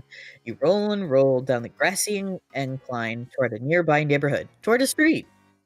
I know, it's the best animation ever. Luckily, you stop just short of the street, but Demon's neck lands right on the sharp edge of the curb, and after flipping in the air once or twice, you come right down on his face with your big ass. You hear a crack. Demon? You slap his cheek a little. No response. He's not breathing. You check his mouth. Throat is clear of hot dog debris. Oh god. This can't be happening. You look around, panicked. This isn't what you need right now. All you wanted was a friend. You can't be held responsible for alien murder. You have to hide the body. You see a couple kids creeping out of nearby houses to see what all the commotion is. There's no time. You've got to find a bush or something. There. Over there. Looks like a little alien bushy thing. It's pretty small, but it'll have to do. You drag the vested shirtless carcass over to the bush. Shirtless car cat. You dump the body in the bush, and, well, it's really not convincing. It looks like a dead kid was unceremoniously dropped on top of a small bush in a poor attempt to conceal a murder. You've got to come up with a better... Wait a minute. Someone is standing behind you.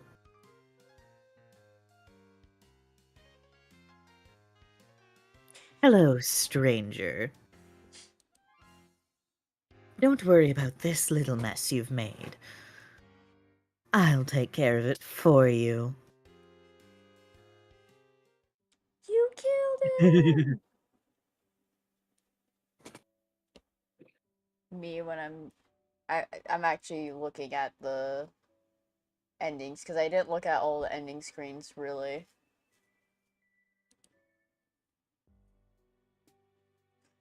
Okay. Correct option now.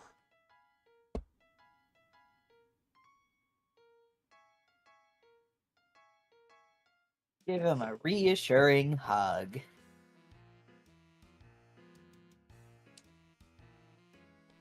Sorry, I was making sure. Hold up. Me when I'm holding the DVD for up. Oh god, it's already almost been 2 hours. I can't get through only one volume of stream.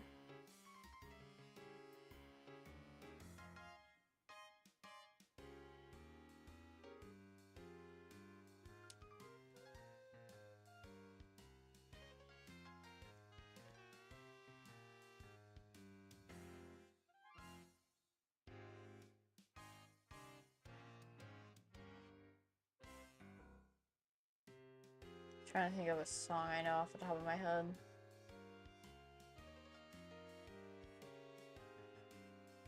Oh, I know one.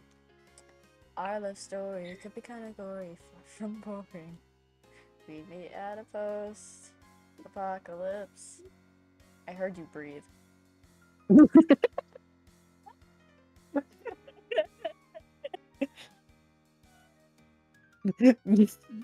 Just singing and then just, I heard you breathe.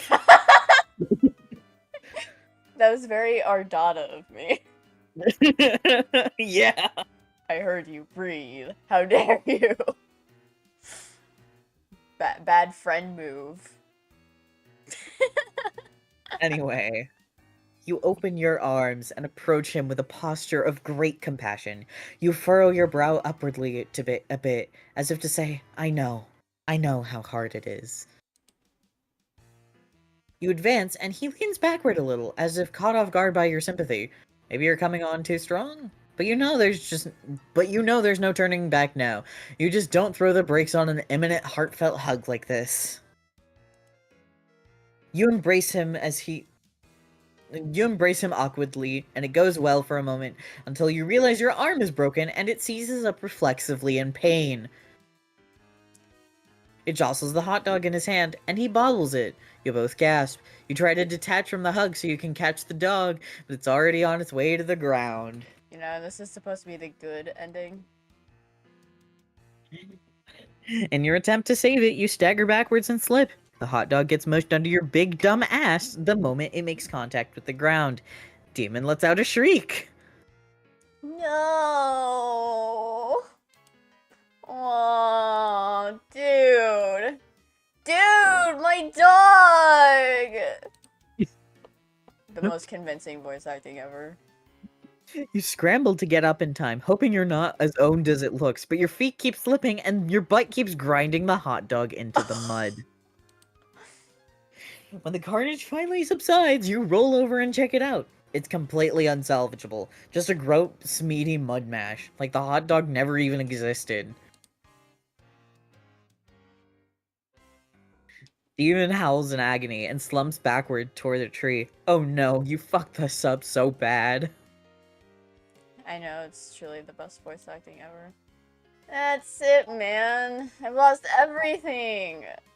Not sure the point is of even living anymore. You are absolutely mortified by your clumsiness and foolishness. You have a feeling you'll be thinking about this moment for years to come, during those insecure moments when your mind seems to be looking for any excuse to make yourself cringe with self-doubt and shame. Fun fact, I actually was mortified on my first playthrough of this.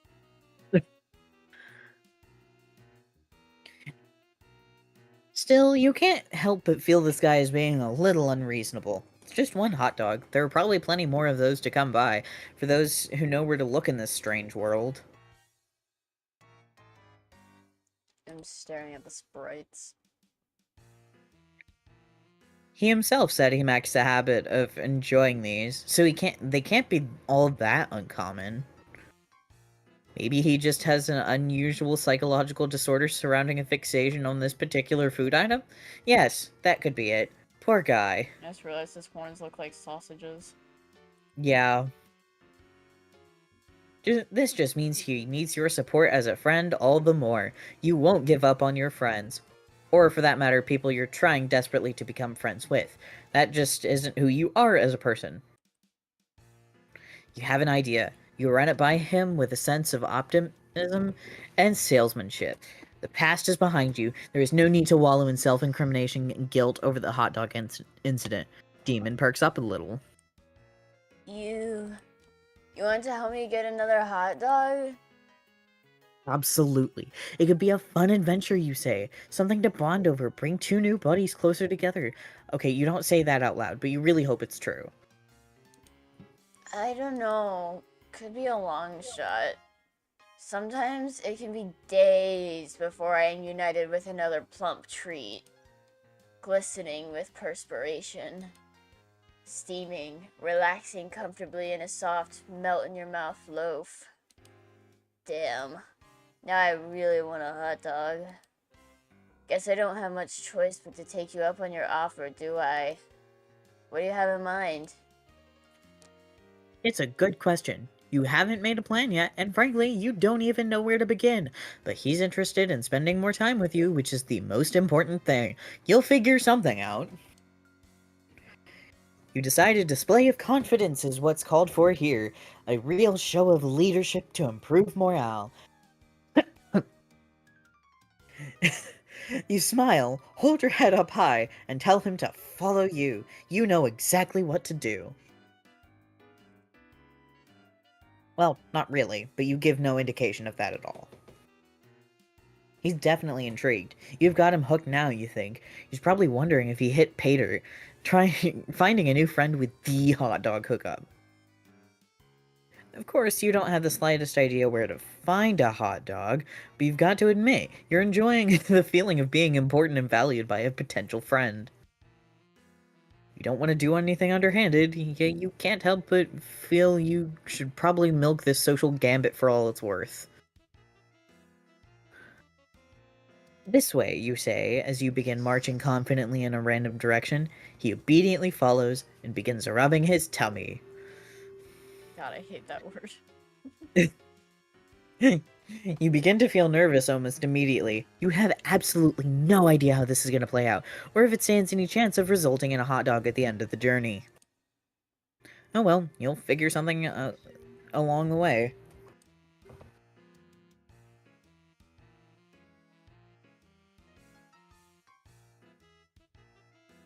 You lead him through the streets and winding through the yards of strange-looking houses, and he follows. He takes care to make sure you both are not seen, which could get both of you in trouble, apparently. The improvised circuitous route appears to provoke his suspicion. Dude, are you sure you know where a dog is? It seems like maybe you're lost. Oh, absolutely. You're absolutely sure you know where to find one, you say. You're just throwing anyone off the trail who might have been following you. He nods solemnly, as if that makes perfect sense. Whew. But you can't keep him guessing like this forever. You've got to do something. Take some bold action to keep his interest in this wiener quest. You say, this way, down here. This is a shortcut to the hot dog supply you're privy to. It's the motherlode. In the sewer? Yes, totally. It's just a short trek through the sewer. Shouldn't be more than another hour or several of sewer trudging. That is, if he still has the will to do what it takes to get his hands on more juicy dogs. I don't know why I said it like that. That's what I was wondering. Oh, hell yeah. You know it. After you, man. An hour later, you're so deep in the sewer, you've lost all bearings and sense of direction.